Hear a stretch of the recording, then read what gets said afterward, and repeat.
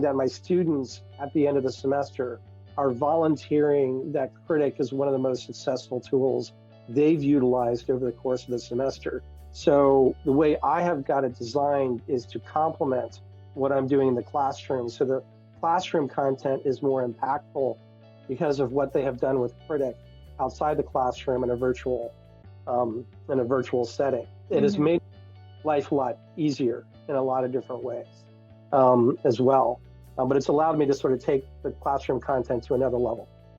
So I've been really pleased so far. I've just found that the basic structure of Kritik, the engagement that it requires with peer assessment, all of that is really helpful.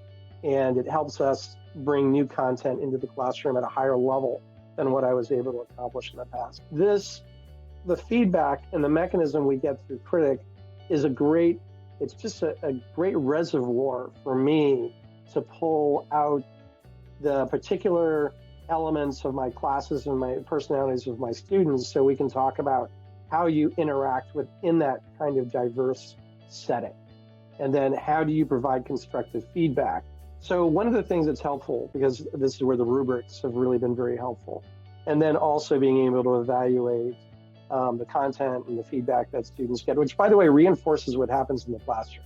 So in other words, I do very similar things in a more organic setting in the classroom.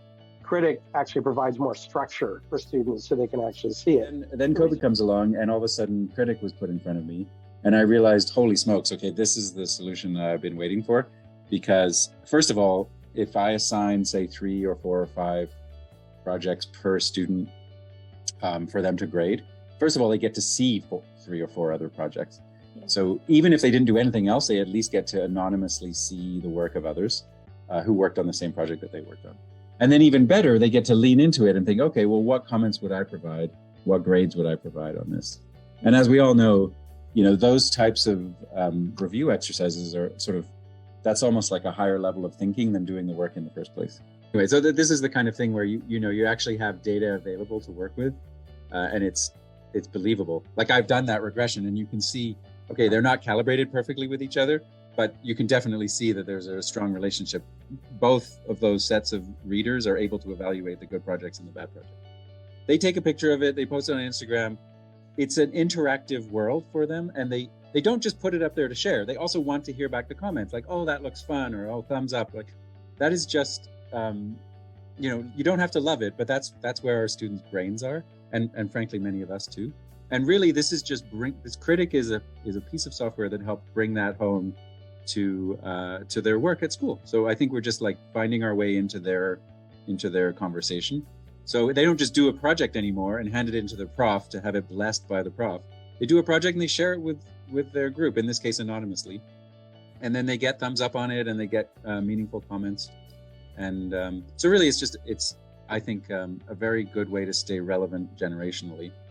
But it's also supported by, how many educational psychologists do you have on staff? And, like people who know more than us about pedagogy work for this company. So I think it's been fairly cleverly designed as a real workplace tool, as well as kind of feeling like the world which our students live in of like Instagram or TikTok.